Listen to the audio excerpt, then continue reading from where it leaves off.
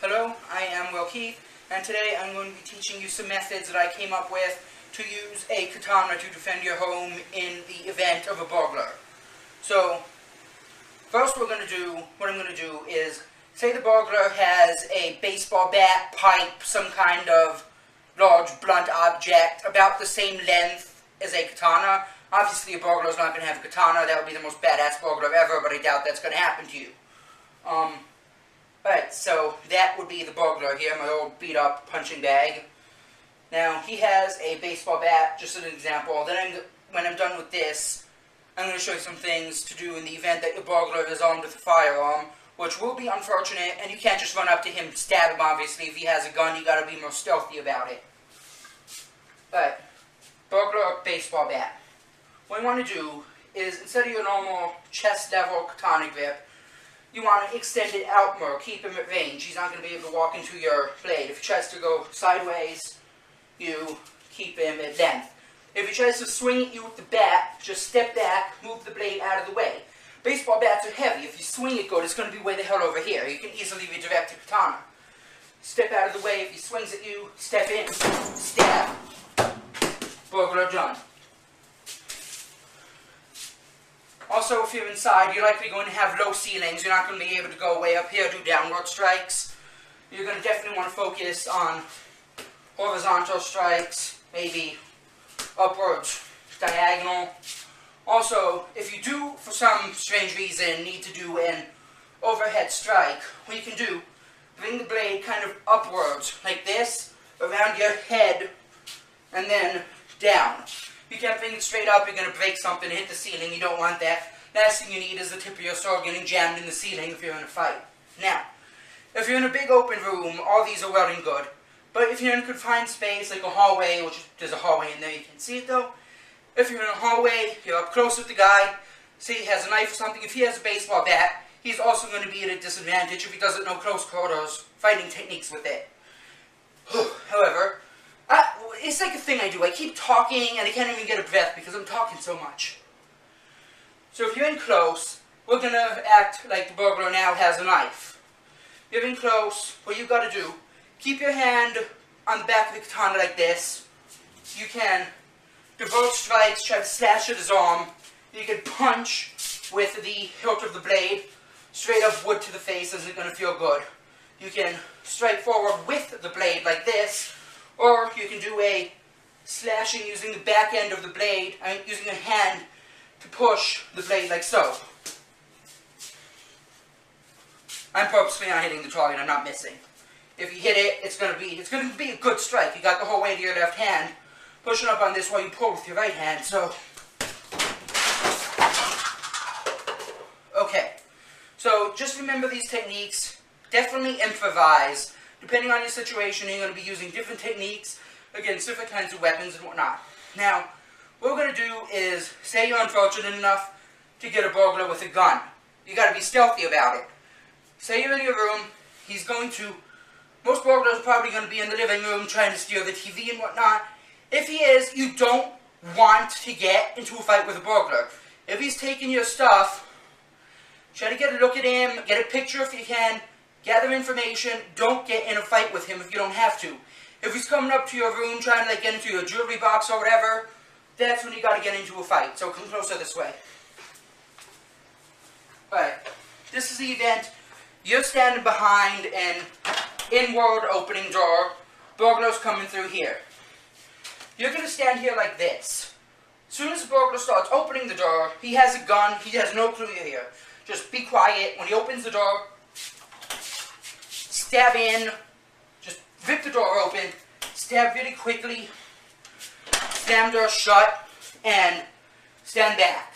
Hopefully you'll hit him with a good strike. If not, then you're not in a really good situation because most guns are going to be able to fire through a door.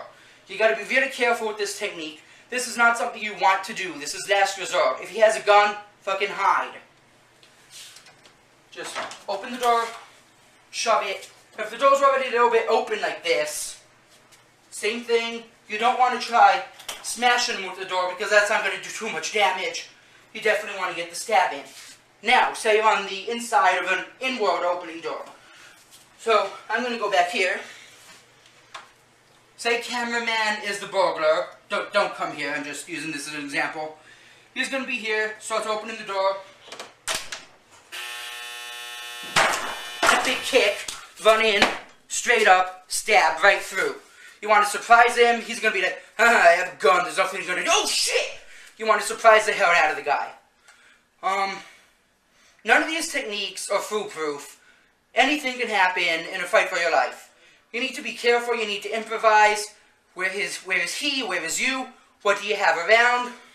If you have any kind of better weapon you can use. If you have like a bow and arrow, if you have a crossbow, if you just... A katana is a last resort weapon in case of a burglary. Now, rule number 1, hide.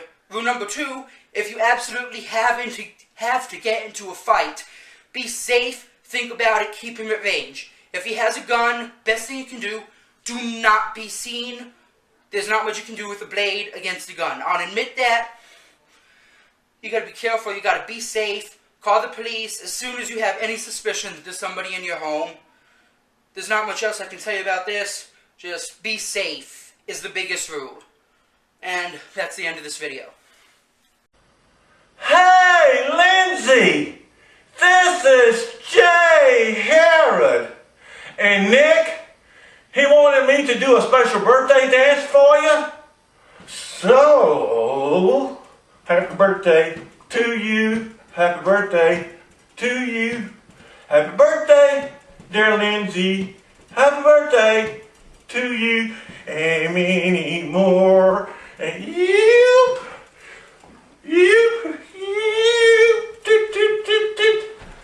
And again,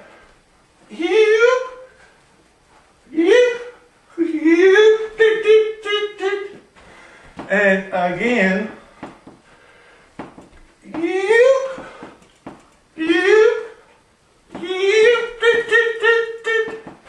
and again,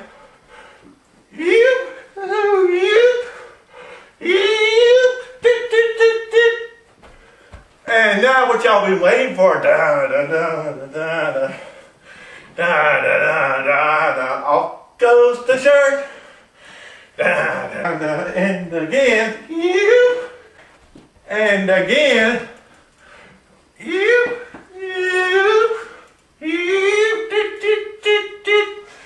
and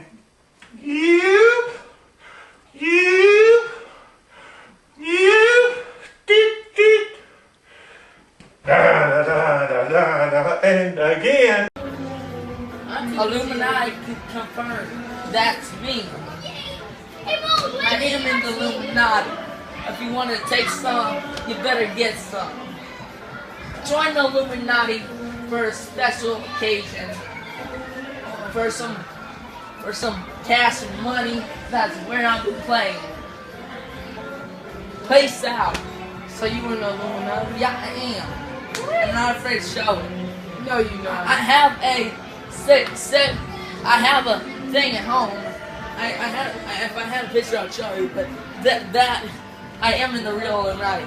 So, yeah, and the official over here, and I told him you're in the Illuminati. He wouldn't care. You're not in the Illuminati. Yeah, I'm in the official Illuminati. Because I signed up. What? I signed up. There's a thing where you can close your mouth. No, I don't want to hear That that. don't even make any sense. Yeah, look at the Look at Dad. He's going in the restaurant. Hair. Who doesn't dad? My dad has white hair. Yeah. Okay. James, here's the deal. The hotel doesn't want you on their property. If you come on the property, you will be arrested for trespassing. You understand that? Sure, no problem. All right. You're free to stay out here on the sidewalk. That's fine. No problem. But you cannot go onto their property. And if you do, I will come back and take you to jail. No problem. I love that place. Okay. May I see your ID, please? No, I haven't committed any crime. All right. Okay, James. Have a good You day. seem to know who I am. How do you know me? I don't know you. They told me your name was James. Who did? I didn't tell those people my name. Well, somebody told them. Oh, okay. So, You have a very nice day. thank you. You too.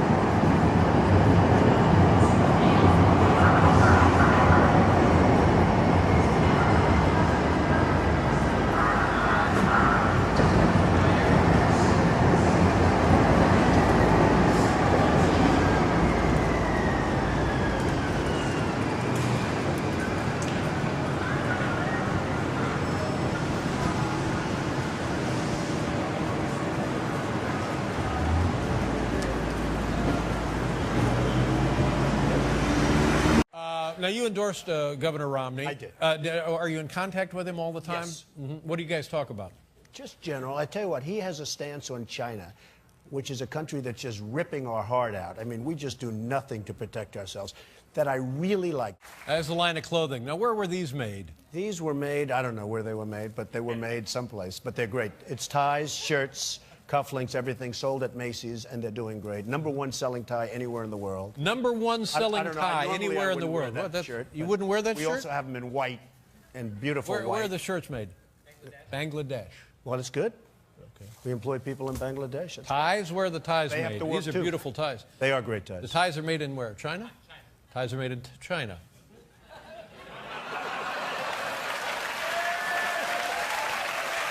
Well, I'll tell you, and you know what, David, in all fairness, I've been very open about that, and not all of them, by the way, but I've been very open about that. Are you okay? Is the No, chair I'm was fine. made in China. Yeah, I know. The chair was made in The chair China. was made in China. But you know, the fact is, because of the manipulation of the currency, of their currency, when you go out, it's very hard to get product that isn't made in China. Well, now listen. Here's what the deal is. Let's do this. How do you like that? I think they're beautiful, absolutely beautiful, and I don't really have a problem with helping people who need a job. I would like people in this country to get first preference, but I agree. I agree. 100%. You buy that at Macy's, by the way. Let's just shut down the Donald Trump factory in Beijing.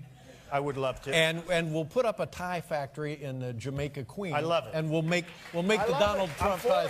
I'm for it. By the powers vested in me by the state of Kansas and as a servant of Jesus Christ, I now pronounce you, Brent and Elizabeth, husband and wife.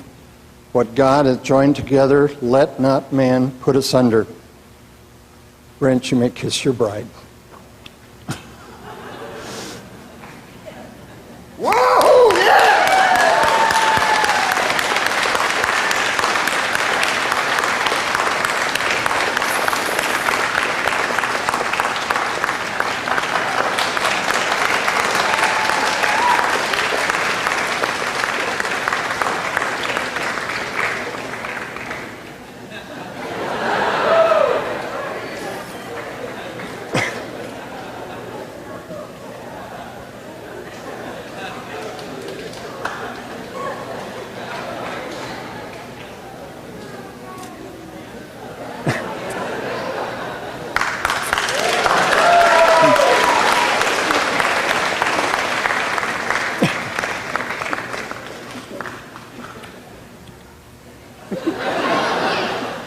And now, if I may,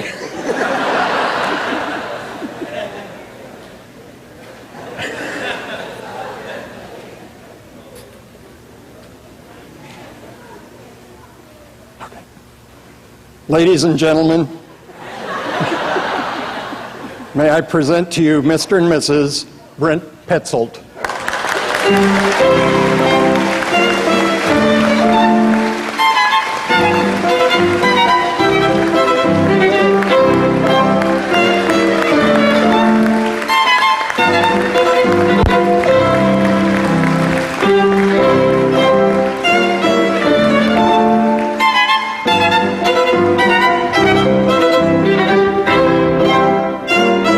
You pretentious, elitist fools make me so effing sick. Yes, I'm talking to you, the people who try to ruin everybody else's fun.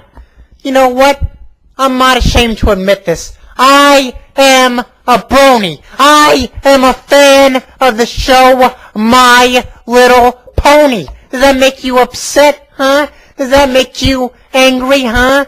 Does that make you want to kick my ass? Well, it just shows how prejudiced you really are.